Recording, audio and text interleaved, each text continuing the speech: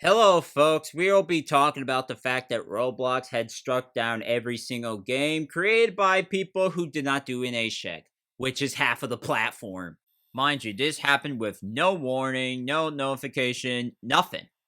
I mean, this would have been an absolute disaster. And disaster probably would be an understatement because that probably would have been for sure the beginning of the end of just Roblox discovery, creativity, and visiting history in general. And this was reported like before the video was uploaded, crazy enough, but I didn't see it until an hour after, which is quite interesting. I mean, what have Roblox done?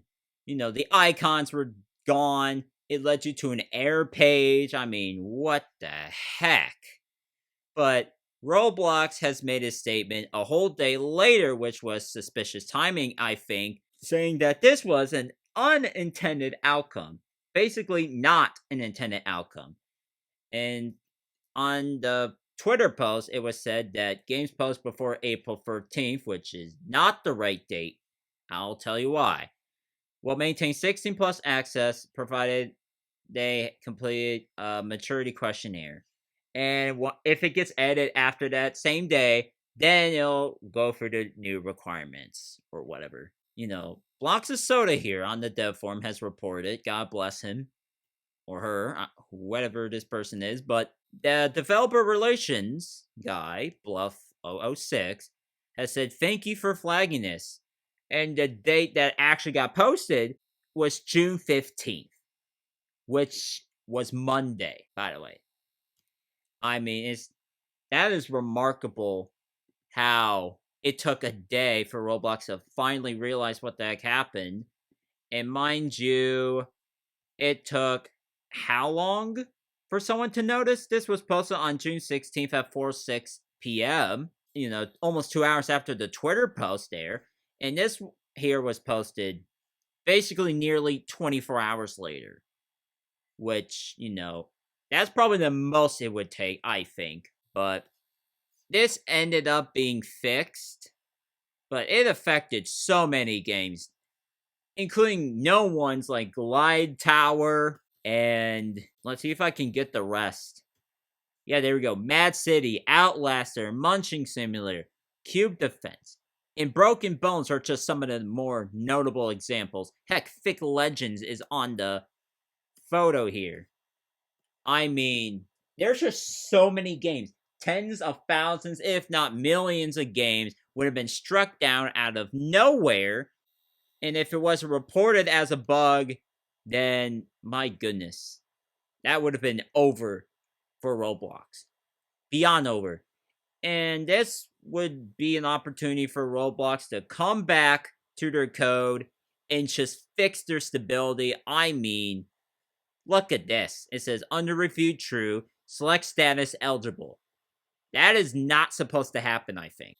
Like, what the heck are we doing? And if you check my games now, for example, it will show this. The game will be locked. Let's check if it'll be able to play. Despite me being the owner, by the way.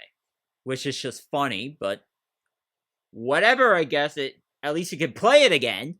I guess. And now we'll be talking about the updates regarding the whole Roblox Kids and Select launch. I know I said in the last video that it already launched, but there has been some updates to it, including the fact that there are options for at least big studios that they can now have 100,000 Robux per game for an expedited review.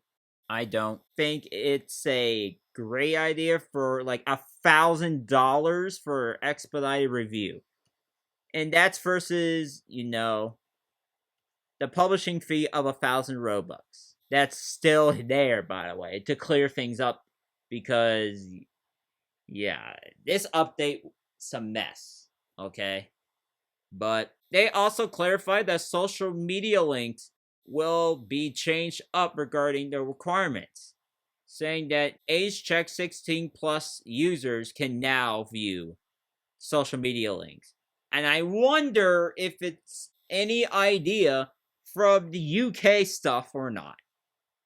just as a question out there. And then now it says the requirements to reach Roblox Kids Select is age checked account in good standing, ID verification and two-step, a one-time 1,000 Robux refundable publishing fee, or either 2 months of consecutive memberships of either Plus or Premium, and the evaluation process. And yeah, I think that 100,000 Robux payment was for to bypass the evaluation process.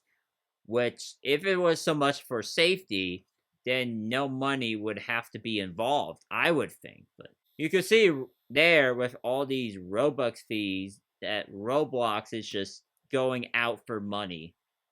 I think. Because why else would they charge Robux for this kind of stuff?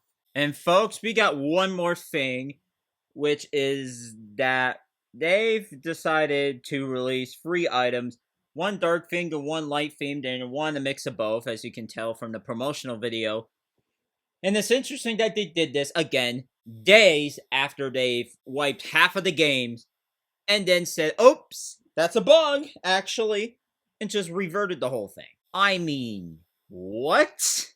Is this a distraction? Like it could be. And I just said, nice items after a terrible update. I am sensing a pattern. And people are just saying, just keep releasing the items. And, you know, they keep pointing out the cost, at least some of them are, which is fine. Because the wings being 5,000 Robux is absolute lunacy. But the rest, who knows and who cares, honestly. But apparently this will last for about 3 to 4 days, so basically it'll last until Sunday or Monday, from what we know. And the original prices? 5,000 Robux for the wings, too much. The horns, about 30,000. Debatably too much, but again, that seems to be on par for some of the other horn accessories. And then the Rose Quartz Ice Crown. I don't know if there's been Ice Crown on sale before, but being 8,000 Robux, again, it's whatever. But that's gonna be all I have for this video. And if you guys like this video, or any of my other videos by chance, hit the like button and subscribe. We are almost at 1,800 subscribers, believe it or not. Comment what you guys think about this, and I will see you guys in the next video.